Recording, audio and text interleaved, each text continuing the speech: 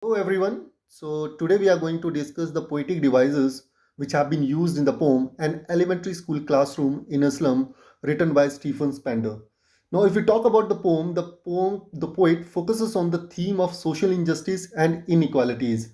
So in this particular poem the poet has tried to present a dismal and sad picture of the classroom in a slum. And if you really want to correlate this particular poem, we can correlate it with another chapter of the Flamingo, and that is Lost Spring, in which a vivid description has been given about the slum people. So let's start. And in this poem, what we have to do, we have to go with the poetic devices, and it has four stanzas, and all the poetic devices they will be discussed stanza wise. So let's start. Now, here is the first stanza for you people. Far, far from gusty waves, these children faces, like rootless weeds, the hair torn round their pallor, the tall girl with her weighed down head, the paper seeming boy with rat's eye, the stunned, unlucky air of twisted bones, reciting of father's gnarled disease, his lesson from his desk. At the back of the dim class, one unnoted, sweet and young, his eyes live in a dream of squirrel's game in a tree room other than this. So this is our stanza verse. So let's go. What are the poetic devices which have been used by the poet? If we talk about the poetic devices, the first of all, the poetic device that we are going to discuss is rhyming scheme. Then we have similes in this particular stanza. Repetition has also been used. Pun, one of the most important poetic device, is also here in this particular stanza. And this particular stanza is full of metaphors and snigdage. So let's proceed and mark these poetic devices in stanza 1 and understand what actually do they mean. So far, far from gusty waves, these children faces. Now, if I have to talk about the poetic devices, the first poetic device is rhyming scheme. Now, rhyming scheme, we all are aware that when the last sound the last sound of the particular sentence, it synchronizes with the last sound of the consecutive sentence. So here the first thing is that this particular poem is written in a free verse, and free verse means what? That it has no rhyming scheme, and this particular poem is an example of imperfect free words. Okay, so if I have to locate it, how am I going to locate it? See, faces is here and pallor, so they are not synchronizing with each other. Paper is there and air is there. Okay, disease is there and class is there. So it means what? That there is no synchronization between two consecutive lines. It means it is written in imperfect free words, okay, without any rhyming scheme. Now next poetic device that have been used by the poet is simile. Now simile, as we know that simile means what? There is a direct comparison of different things. So when we compare two different things directly, that is called as simile. So here, and one important thing is there, that when we talk about simile, it means what? We will have like and as. So we can see easily here, like rootless weeds. Here like means what? Like rootless weeds, it means the children, the slum children, the untidy and rough hair of the slum children, they have been compared to rootless weeds. And weeds means what? Unwanted things. So here it's also acting as a symbol. Here weed is acting as a symbol, which means what? That the slum children, they are discriminated, they are unwanted in the society. So this is one of the poetic device which have been used by the poet here. And the next poetic device that has been used by the poet is repetition. Now repetition means what? Repetition of a single same word again and again in a poem. So it can easily be seen here, far far. So far far is the here, and far far means what? That here we are using far twice. It means it is a repetition. Okay, and far far means one more poetic device is used here, and that is fur sound. Far far, fur sound is being repeated again, so it is an example of alliteration also. It should be noted down. Okay, the next poetic device that we are going to discuss in this stanza is a pun. Now pun means what? When we have a single word and it has two different meanings. Okay, so for example, now if I have to locate a pun here in this particular stanza, it can easily be located with the word reciting. Now, what is reciting? Reciting means, if because in pun we have two meanings. One is literal meaning, that is the dictionary meaning, and another one is figurative meaning. Figurative meaning means that how is it compared indirectly with that particular thing. So reciting literally means what? Boy is reciting a lesson. Boy is reciting a lesson. It means he's just reading a lesson. And what is the figurative meaning? What is the poetic meaning of this particular word? It is inherited. His the boy has inherited his father's disease of twisted bones. Twisted bones means, we can easily say that the people these days, also the people, they suffer from arthritis. So it is a genetic thing which he has taken from his father. Okay, so reciting here is a pun. Now the other poetic devices that has been used by the poet here in stanza 1 is metaphor. Or now one make sure that this particular poem, that is an elementary school in a slum, is full of metaphors, full of similes, full of puns, full of symbols and images. So need to be very clear that what actually is the meaning of that particular thing in the final examination if a question comes over there. So let's start with the metaphors. The first thing that the poet has discussed is all about this different it's a keen observation of Stephen Spender. Actually, he has visited, he has observed each and everything. So let's see what actually has he gone through. So see, paper seeming boy, it means that it's a metaphor means that indirect comparison. We don't use like and as, so it means paper seeming boy, that it means the boy is compared with the paper, and paper is very lean and flimsy, it's very lean and thin. Okay, rat's eye. Again, the boy is compared with rat's eye. Rat's eye means what? That boy is timid. He's a little bit scared.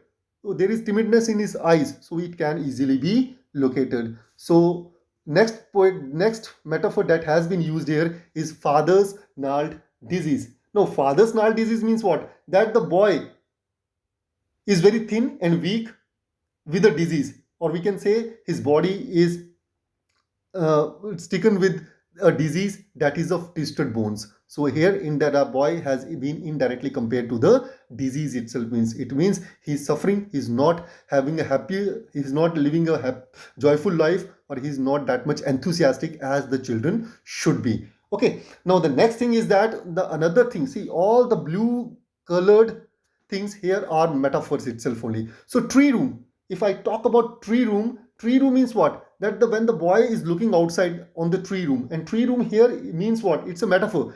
Indirectly, the boy wants to be there. And why? Because he is in a dull and a monotonous classroom. So it's a kind of, if I have to talk tree room, then it is a hiding place of the squirrel. Okay, full of fun and pleasure, which is missing, which is contrary to the dull classroom of the slum. So it can also be there. And see, one more is there, squirrel's game. Now, squirrel's game is the squirrel is playing in the tree room, and the boy, he also wants to be there. It means indirectly the boy wants to be like a squirrel. And squirrel means what?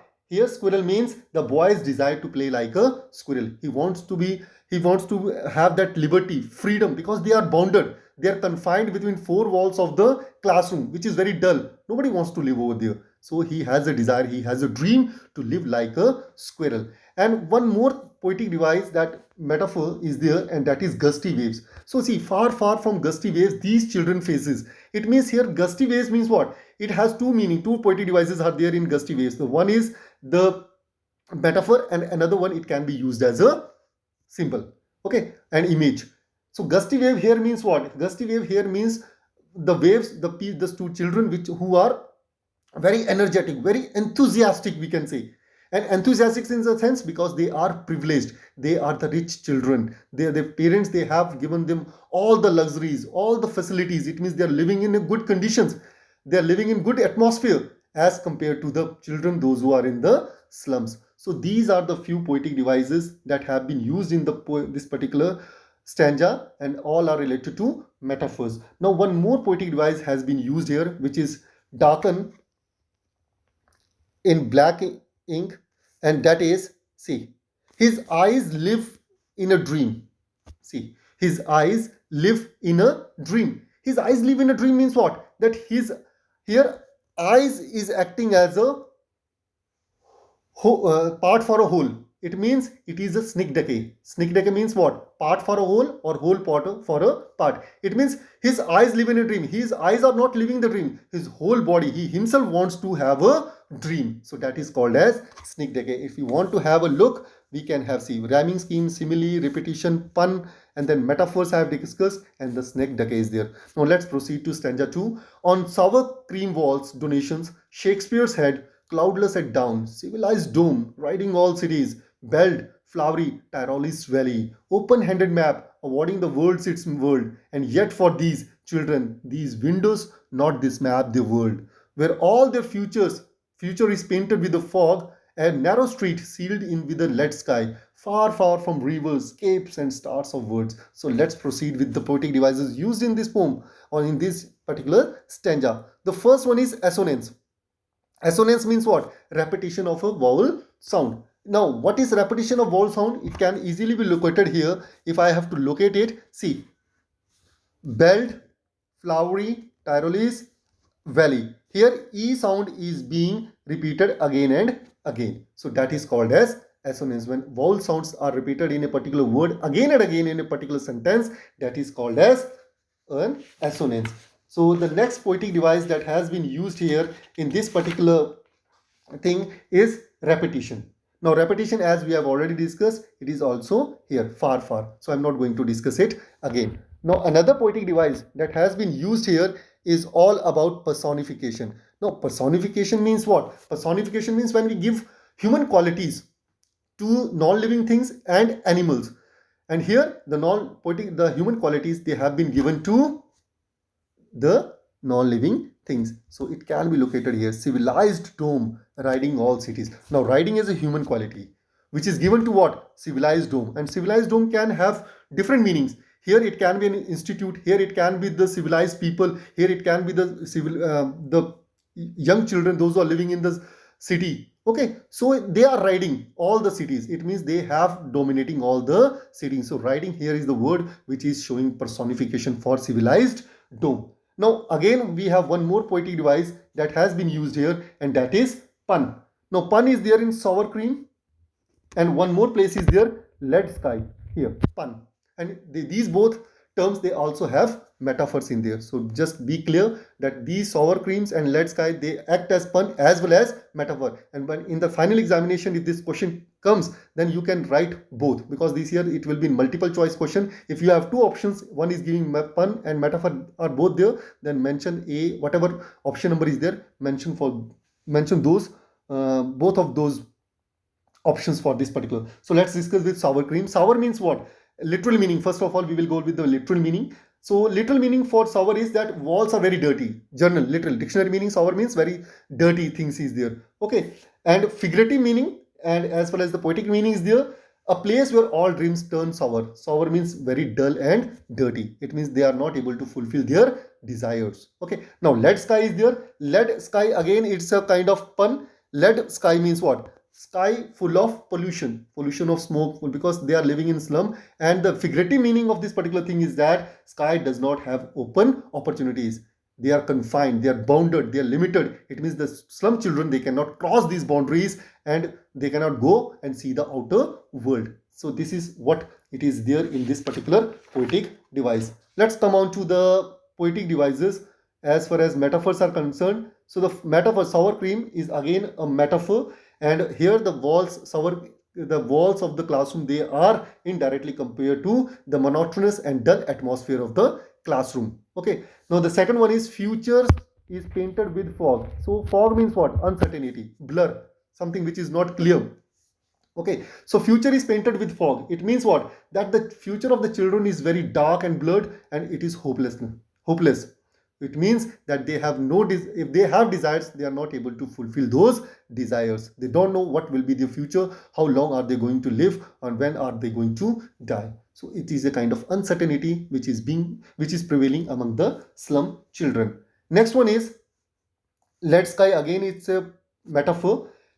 Metaphor in the sense, because there is no ray of hope in the sky of the slum children, because it is full of smoke, uncertainty is there. Okay, future is confined and bounded. So we can say lead sky, again, it's acting as a metaphor. And the next one is stars of world. stars of words means what?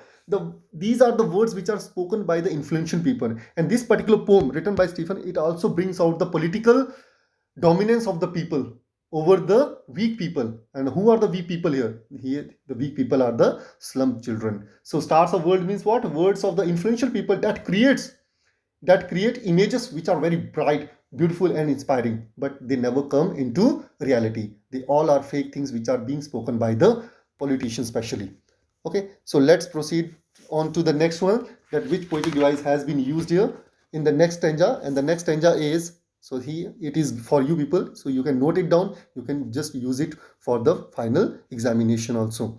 Okay, so next one is stanza 3. Surely Shakespeare is wicked, the map a word bad example, with ships and sun and love tempting them to steal, for lives that slyly turn in their cramped holes from fog to endless light. On this slag heap, these children wear skins peeped through by bones and spectacles of steel, with mended glass like bottle bits on stone. All of their time and space are foggy slum, so blot their maps with slum as big as doom. So a lot of poetic devices have been used. So let's go what which poetic devices are used. So again, a lot of metaphors are there, and we also have simile and alliteration in this particular stanza. So we will discuss them one by one. So the if crammed holes. So if I have to locate crammed holes here, so let's discuss them one by one. See, crammed holes. Okay. So crammed holes means what? Here it's a metaphor, indirect comparison of the living condition of the slum children. So their homes, they are very small, like the holes, very like holes itself only. It means they are living in dingy cells. Now, dingy is a word which we have already studied in Lost Springs. So the same situation is prevailing here in this particular slum classroom. The classroom, the rooms and the places where they live, they are very small to fit and live in that particular situation. Okay. Now the spectacles of steel, again a metaphor is used here. So spectacles of steel means what? Now the specs, they are made of steel, but they have no glass on it.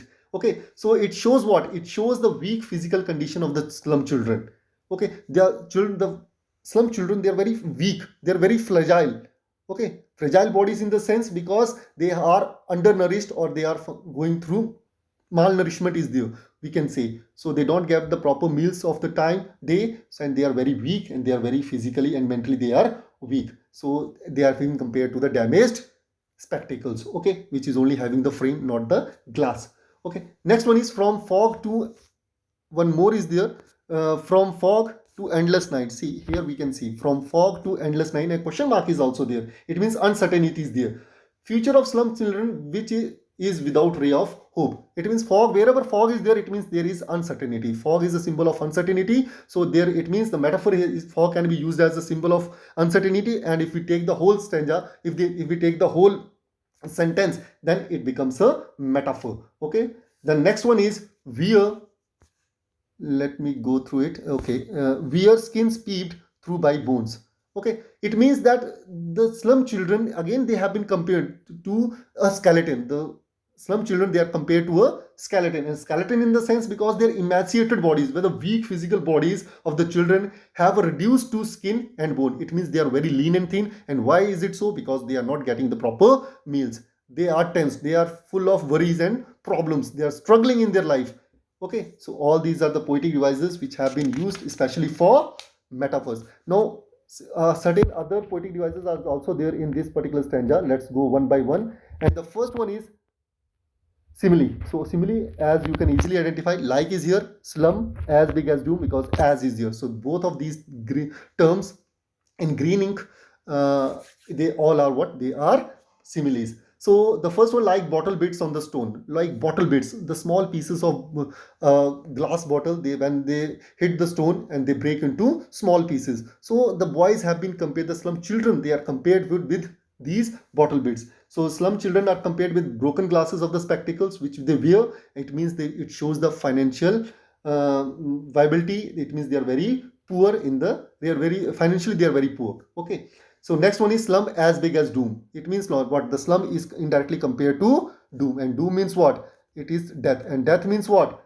Life of slum children is worse than death. The situation, the conditions, the atmospheric conditions, the physical conditions of the slum, they are not meant for human beings. It means the slum is worse than a hell. you can say. Okay, if you really want to see hell, just go and see the slum children. It means they are living in hell condition itself only. So now the again alliteration is also used, and alliteration from fog. See, first sound is being repeated again and again, so it is again alliteration. So this is all about the poetic devices. So if you want to note here, you can go through all these things. Poetic devices, they have been written for you people. Okay, you can go through. Now it's the last stanza that we are going to do. Unless governor, inspector, visitors. So it all is all about dominance of the politicians and administrative people, the bureaucrats. This map becomes very their window, and these windows that shut upon their like catacombs, break or break, open till they break the town, and show the children of to green fields and make the world run azure on gold sands, and let their tongues run naked into books, the white and green leaves open, history theirs, whose language is the sun. So let's go with the poetic devices which have been used here. So again, a lot of poetic devices are there. Metaphor is there, simile is there, anaphora, repetition is also there. Okay, so all these are the poetic devices. Let's discuss them one by one. So first of all, we will discuss with metaphors. So first of all, the white. First of all, let's discuss this one. Books, the white. Let me locate it first. Okay, the books, the white, green, and leaves open. Okay, so what it means that what why is it used as a metaphor? Because here the books and nature are expressed in the form of white and green leaves. Indirectly, they have been compared to this particular thing. Books and nature have been compared to the white and green leaves. And white leaves means what? White means paper, and green means the green leaves of the trees. Okay, so next one is let their tongue speak. Okay, let their tongue speak. It is over here. Let their tongue speak. It means that we should allow the slum children to visit and experience the outside world. We should give them opportunities. Unless and until we will not give them opportunities, they won't be able to break the shackles of the slum where they are living. Okay, so all these are the things which they should be given. They should be given the taste of the experience of the outside world, so that they can adapt into those situations, and they can also uplift themselves from slum life to the luxury life. Okay, now next one that is used here, language is the sun. The last one, see, language is the sun. You can locate it here, language is the sun. So language is the sun means what? History theirs whose language is the sun. Here language means what? It has two different meanings. The first one is educated people have the warmth and energy of the sun. It means if education is the only key to their prison, they are living in the prison. It means slum is like acting as a prison for these people, because it is confined, bounded, limited. Okay, so we have to break that particular thing, and it can only happen through education. Okay, and the next one is that the children who live in pleasant surroundings have happier life. It means we have to give them a kind of atmosphere, a kind of pleasant atmosphere where they can show their skills, they can show their views and opinions and ideas. Okay, they can express themselves. Then only their conditions will improve. Otherwise, they are going to die in these bad and struggling conditions. Okay, so these are the things. So one more thing is there, simile has been also been used. See, their lives like catacombs. Now catacomb means what? Underground cemeteries. Okay, and catacombs means the underground cemeteries, the graveyard, you can say. Okay, so here their houses, they have been compared to catacombs. And what does it mean? That the houses, they are very dark in a sense, because the slum sky, it is full of smoke and all. It means it's not visible. There are a lot of darkness is there, and the dingy rooms, the very small rooms in which they live, they are just like the subterranean cemeteries. Okay, so here the rooms, the classrooms, the homes, they have been compared to catacombs. Okay, now one more poetic device is there that has been used by the poet. It is anaphora. Now anaphora means what? Repetition of the same word in the beginning or in the middle or at the end, in the beginning or in the middle. And here it is run. Okay, run means what? Run azure, run naked. So run is being, you in the first line also it is run, and the next line also in the consecutive line it is again run. So this is called as anaphora. So it is also used here. So use of same word in two consecutive lines, it is called as anaphora. And one more poetic device that has been used here, it is here, and it is break or break. So you can easily find out the similar poetic, similarly as we discussed far, similarly we have break or break. It means break is being repeating, and it means what? It is again an example of repetition. So this is the poetic device which have been used by the poet related to the things. Now let's proceed to the, so here it is for you people, you can note them. Now the most important thing of the poem is that it has lots and lots of image and symbols. There are numerous things, but I have just chosen those which fit for the final examination. So first thing, gusty waves, as I've already discussed, strong waves. And images and symbols means what? That just close your eyes and just try to correlate the word with your illusion. Just think, how would it look like? So gusty waves, gusty means full of energy, energetic things. Enthusiastic, it means strong waves. The tire, so we can go with the cyclones and all those things, they are very energetic. So are the children, those who are living in the city. Rootless weeds, symbol of discrimination, weeds, unwanted things. Shakespeare said, symbol of knowledge and literature. Tyrolese valley, valley of full of flowers, okay, full of flowers, and it's specially found in Austrian Alpine province. Okay, open-handed map. Okay, so the open-handed map means what? The map, the things, it means it symbolizes what? The dominance of the powerful people. The people, they have drawn the map by themselves only, which is not meant for the slum children. Ships and the sun, it means what? That these are the things which are drawn by the dominant people, and it means what? It symbolizes what? It symbolizes the land offering opportunities.